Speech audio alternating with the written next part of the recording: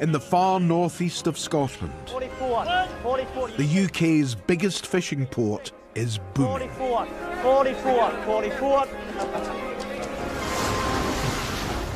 The fishing fleet from Peterhead has been landing record-breaking catches. Haddocks. Every day, men from this harbour town head out to sea to put fish on our plates. In one of Britain's most dangerous jobs. Got to watch everywhere you're standing. Got to look everywhere for waves coming aboard. Right, spanners, big spanners. But every trip's a gamble. Most fishing trips, it's a case of winging it. And if it fails, you learn by it. So will they return empty-handed or strike it lucky? What a cracking haul. Show me the money.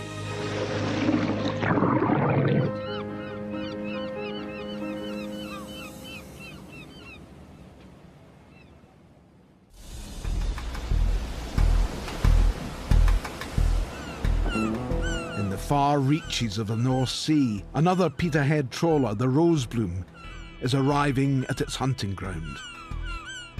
Sandy McClellan has been skippering since he was 18. Earliest memory of fishing would probably be going aboard my father's wooden boat, the Heather Bloom. I think I was maybe 9 at the time. I just enjoyed it, fell in love with it, I suppose, and didn't want to do anything else. The Rosebloom is a pair trawler, dragging a larger net strung between two boats. You've 2 boats, 2 crews, you know, everybody's kind of depending on you to make the right decisions, you know. Get this boat to the right place, get some fish on them, you know. Get me back home quick, safely. Sandy and 2 of his brothers take turns skippering the Rosebloom and its sister ship, the Boy John. Johnny is the youngest of the 3 skippers. Oldest brother Sandy kind of runs the business. I'm not going to say we don't get annoyed with each other, or maybe we won't always do what I'm supposed to be doing, but hopefully most of the time I am, you know. For this trip, Sandy has steamed more than 200 miles into Norwegian waters, searching for high-value fish. Norwegian sector here where we are would look for some hake. But whether they're here or not here, we don't know yet. You never know where they're going to turn up. You know, when you're standing in the wheelhouse and you're heaving the net back up, there's this great anticipation. You know, have you caught something, have you not? And when the net comes to the surface, with a good haul of fish in it, that is a major high. You know, if they could bottle that feeling and sell it, it would just be top seller. It just, for a fisherman, that's as good as it gets. Nice size of hake, good big fish, so a lot of the top restaurants in London now, hake high up there on the menu, so good quality hake demands good prices. It may be a good first haul, but the 2 trawlers have burnt thousands of pounds of fuel getting here. They've a long way to go before they start making money. It's like throwing a dice. That's it. The game's started, and you just don't have a lot of time to make the wrong moves. Today there's no sun in the sky. Yesterday we were blinded with sun. Driving manually just because I'm trying to keep an eye on the Boy John here. We're not sure yet if that's the right boat or not.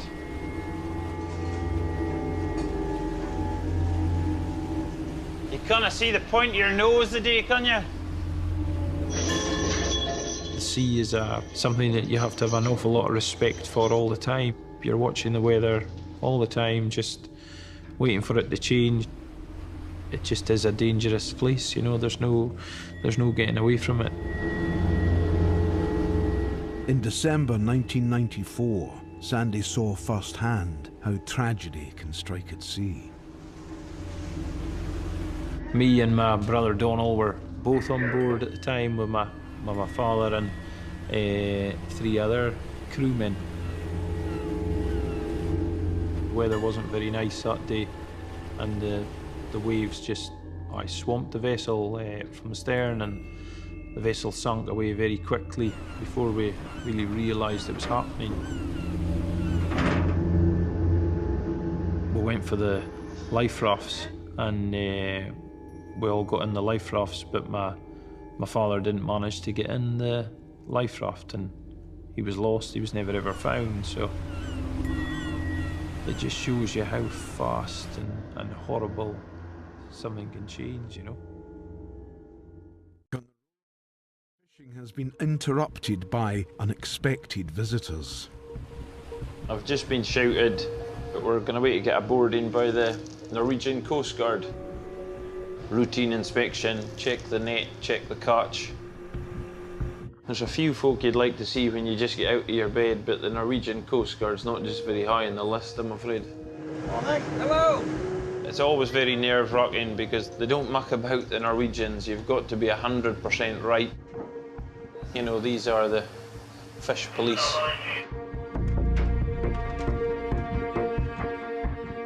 No hake. Because of the sea? No, because of all the fog. The hake wants the sunshine. Dave, if you take him down to the belt and just go through everything with him. How many kilos in each box? British boats are allowed to fish in Norwegian waters, but there are strict rules about the number and size of fish they can land. They could take you to Norway, arrest your boat, arrest your catch, arrest the skipper. You don't want to be on the wrong side of them, you know, that's severe criminal offence in their eyes. And they'll check the catch for undersized fish. They'll count 100 fish, and if they get more than 10% undersized, then, well, you're in trouble then, you know. It's never the intention to get it wrong because the consequences are so high. All 2 boxes high, I think. On each side? Aye, on each side, aye. You have to keep your eye on them. Okay, agree? Yeah, all agreed. Right, that's fine, thank you. So now we're finished. Now we're finished. Yeah. After 3 hours, the Norwegian Fish Police are satisfied things are in order. That's always a relief now when you see that boat go and everything's okay. Back to the job in hand. Where's the hake?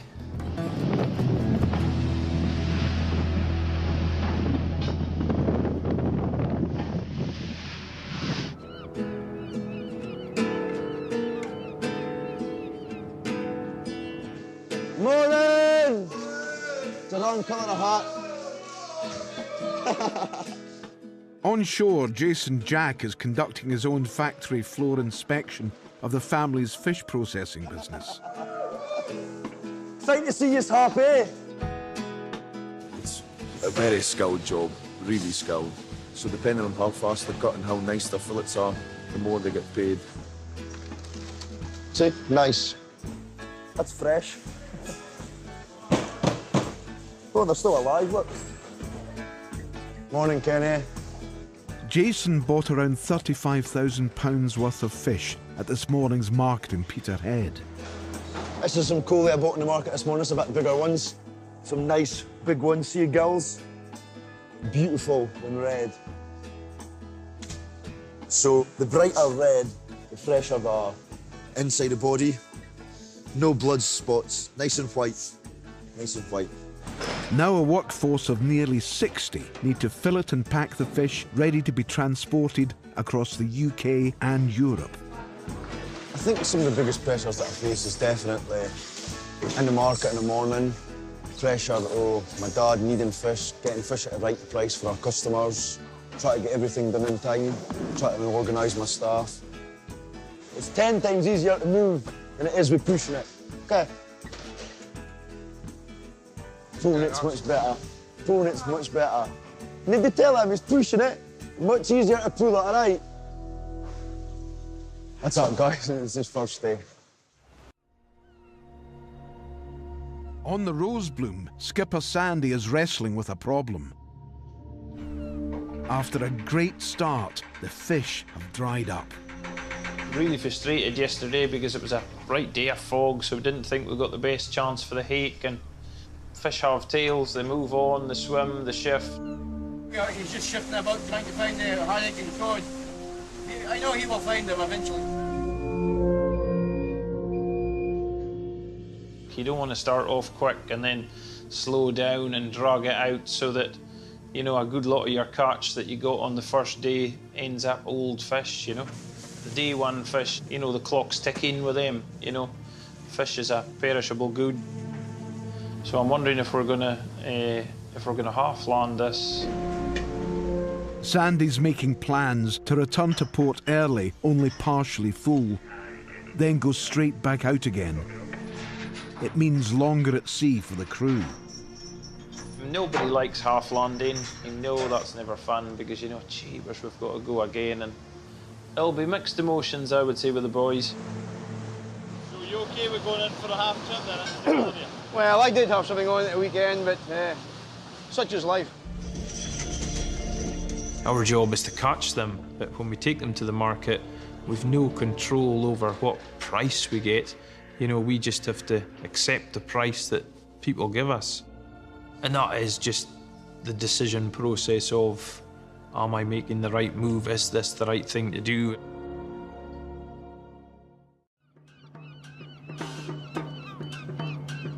Why don't you tell me the quantities? At Jack's fish processing factory, Jason's running out of time. 1 second. Trying to get today's supplies onto the road to their customers. Our actual first lorry to England's at like 10:30. Then ours in at like 11:30. Then our big lorry leaves at 1, 2. We've got a good reputation. That's why we've got to make sure that things go right all the time, because it can take a lifetime building up a good reputation. It only can take one or two bad sendings and you can ruin it all. These ones are going to go to France. That's a prawn tails. I feel like the prawns bin. Bonnie? Derek's 25 years he's been working here, all other than me. Nothing is wasted in search of profit. This guy's doing something totally different. He's taking a tongue out of the fish. The tongue here. This is hake tongues that get sent to France. Delicacy. So once we've cut the tail off, we then do the cheeks of the monk. The cheeks go to France and Italy. It's a delicacy, aye. Right now we're at about the closing stages. We're just about finished. We've got maybe 5 or 6 boxes of squid to pack and a couple of months to go through a grading machine, and that'll be us finishing the day. As 2 p.m. arrives, the final shipment leaves the factory. Tomorrow, these fish will be on sale all over the UK and Europe. I've got a bounce in my step, if you can notice.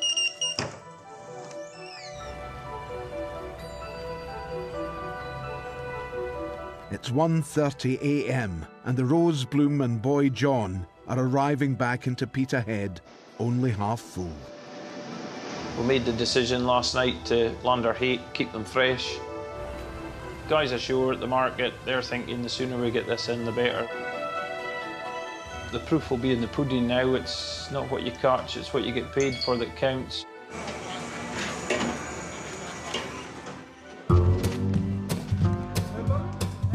Did you make it safely home, my boy? 1:37, Johnny. Most of the fishing fleet are out at sea. 132 up big. Sail seems to be going well so far. Fish is expensive, fish is good. Right, next side. 132 big. A scarcity of fish is playing into Sandy's hands. 160 up big. Side. 100 miles, 200. Well, the half landing was definitely the right decision. There was no other hake in the market. A few hours later, and they're off to sea again. see them putting the last of the stores aboard there, so it's time to get going again, I suppose, and then get home to see the wife and kids for a while. Next time, on the Zenith, the fishing gear hits breaking point. And so does the young skipper's patience. The stress gets to you a lot. And can broom handles and sticky tape help the crew work out what's wrong with the Amity? I've never had this before. Crazy.